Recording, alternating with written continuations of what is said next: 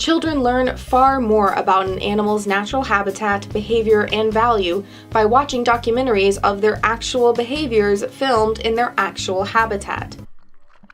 I've been talking relatively recently with a commenter on some of my videos, and one of the things that I felt came out of that was that discourse was that this individual felt like a wildlife documentary is more educational than seeing real actual animals in the zoo.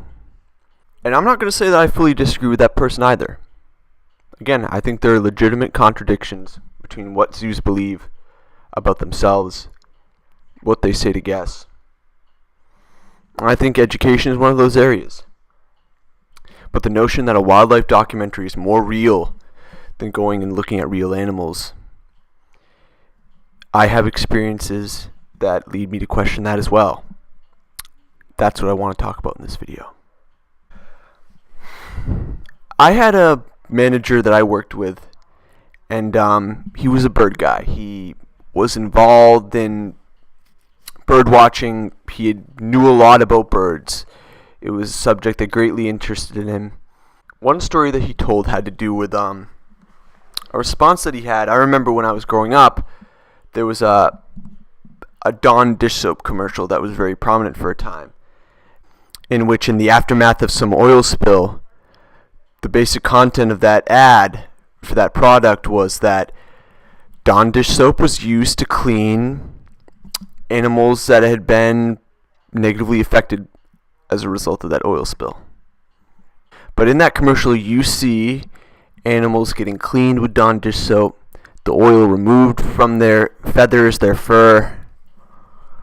And the idea is that because of this product, they're now able to go back in the wild again. They have saved these individuals. That is the story that's told in that commercial. You should buy that product if it's good enough to save real animals. It should be good enough to clean your dishes. Simple, right to the point, strong images, good commercial. Probably sold a lot of product. And he had some insight into those situations. When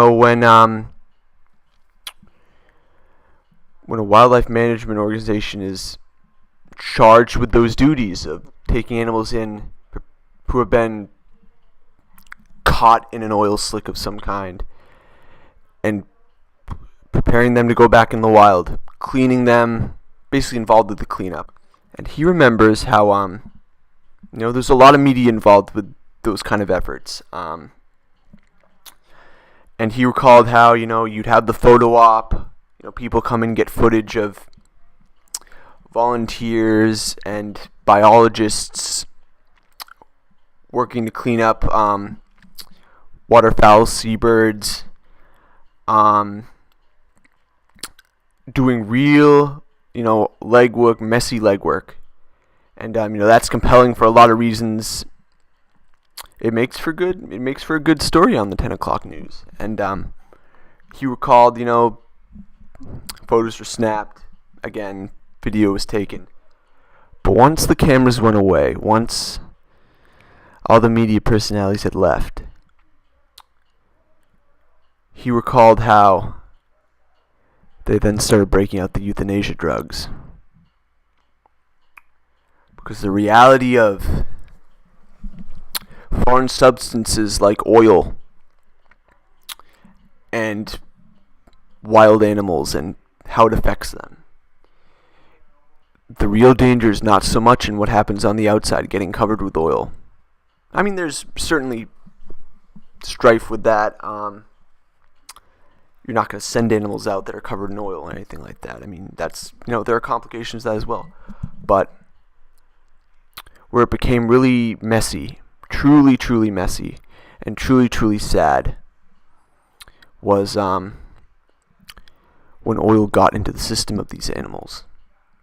Because the reality of, again, something foreign and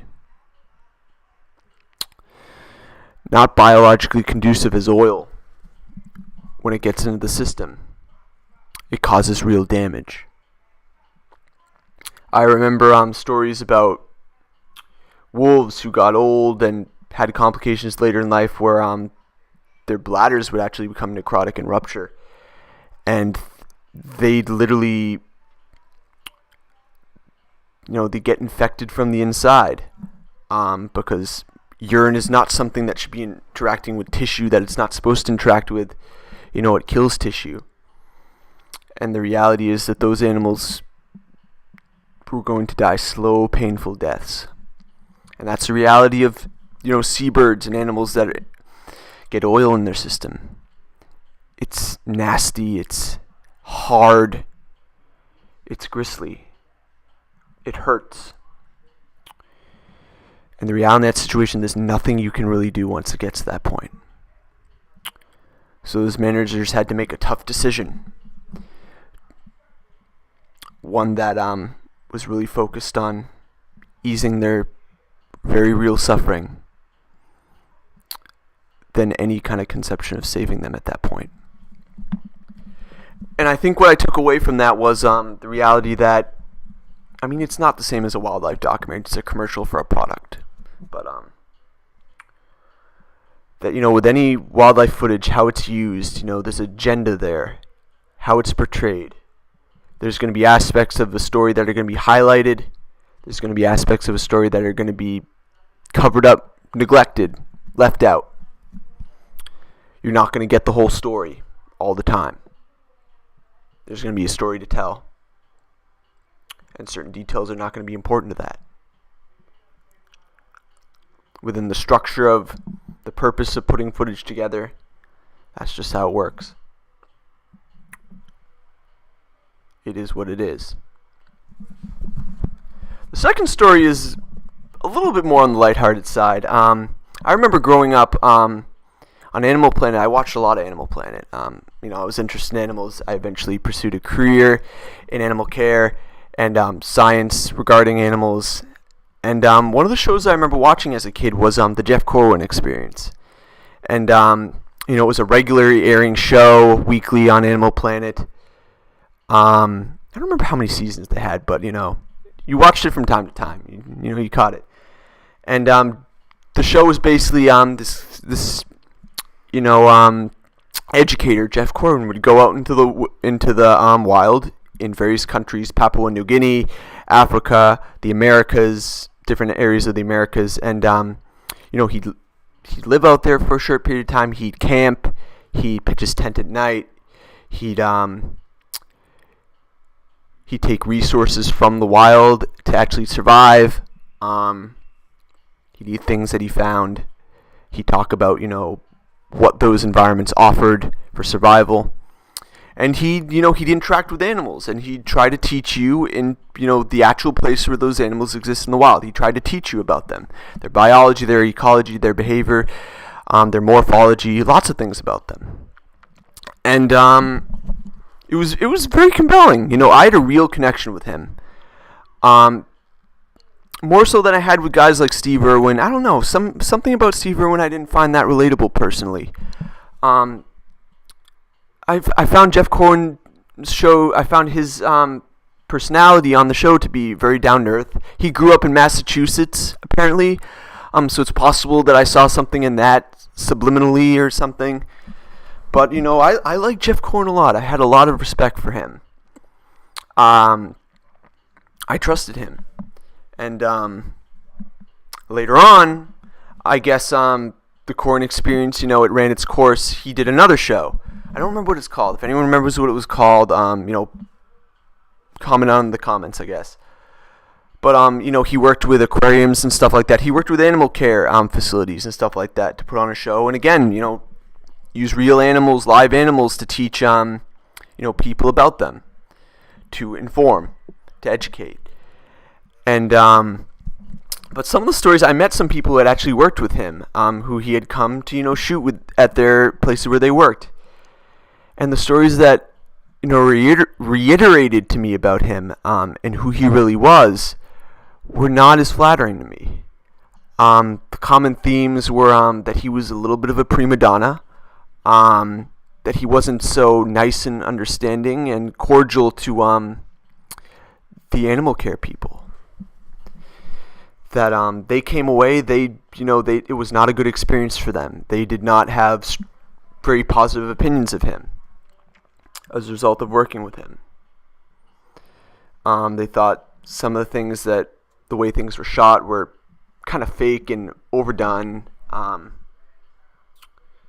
remember one story one of the managers I talked to told me about was that I guess there was a specific person on staff who, at the beck and call of that personality, she would appear with a mirror. So, he could, make sure he's looking good still, get ready for the next shot. But there's just the image of this individual holding up this big mirror and that, appearing out of nowhere, with the mirror, so that he could, it's just a classic, image that fits in with the stereotype of the Hollywood actor or actress, and the high maintenance quality that is associated with that line of work. And that was very different from what I had come to believe just watching him as a kid. And on some level, it was very disappointing to me that the individual that I had seen on TV was not reflective of who that individual seemed to really be, in fact. And I've always thought of education, science education, to be a very humble endeavor, because science is something that can be very complicated, and explaining it on a level that the layperson can understand is, on some level, a compassionate art, a very down-to-earth art. And Jeff Corwin, he's got a couple degrees in different areas of science. He actually has a doctorate, from what I understand, in public education. He should be, in my mind, he should be the pinnacle of that ideal for what a science educator is. And, based on what I've heard about the real guy, he isn't. So that just, in my mind, that stuck out, that the things you see on, real, attempts to teach people about wildlife, real, public broadcasting about animals in their actual habitat, there's an aspect of Hollywood to that. Again, an aspect of deception, an aspect of telling a story, an aspect of presenting things in a way that, to agree, they really aren't. The last story I have kind of really brings everything together, I feel like. It comes from my time working at a specific wolf facility. And the story for the animals at that facility were that they were actually owned by a wildlife filmmaker who he assembled this pack, he got these animals as pups, and raised them in a very, very, very nice, very large enclosure, so that he could film, wolves, because, wolves in a lot of ways had disappeared from much of their natural range. He wanted to, have his own pack of wolves and be able to show people, be able to create a lot of footage of, wolves. From the movies, I watched them prior to going to that facility, and I remember, there's footage of him and the people around him hand rearing the pups, living on a site with the enclosure where the animals lived as they grew up. The image that sticks most strongly in my head is him actually digging out a path to the outhouse during winter, through very high snowbanks, and really having the main handlers, everything kind of feeding through him, the decisions, showing all, this compassion that went into the animals, knowing them on a very deep level, interacting with them on a very real and a very intimate level. And, you come out from that film having a lot of respect for them, as being compassionate caregivers to those animals. In reality, working with the people who manage those animals in real time, at that time, way in the future from when those videos were made, stories came out, it was revealed to me about how, in fact, the filmmaker and the individuals close to him lived in a mansion They didn't live on site in a cabin. They lived in a mansion to a larger degree removed from the actual on-site happenings. And they would come to film. They would set up interactions with the animals, but they had there were other people who kind of took care of those animals on the day-to-day basis. The real image that was portrayed to me is that they were not as intimately involved with those animals. They didn't intimately know those animals as well. They were not on site doing all the work that it seemed from the videos that they were doing. And it was also revealed to me that certain individuals who had come out and on the internet posted that this happened, this decision was made, this what was shown in the film was not what actually occurred, that the filmmaker and the people close to him again who he had again shown in a different light, they took legal action to protect those images that they created for those films, to protect that perception that they wanted to convey, to silence those individuals who wanted to say what really happened, who wanted to inject some realism into the whole thing, into those documentaries. In the end, for the films of those wolves, there was a real agenda at work. There was a real aspect of Hollywood and putting on a show. And in a very big way, regardless of what I see now for wildlife documentaries, for even if I think they can be educational. You can learn a lot of things from watching those, but to some degree I feel going in, based on what it's been reiterated to me and what I've come to feel like I have an understanding of, you can't trust everything put on film and conveyed through movies and TV about animals. There will always be probably some degree that's not real.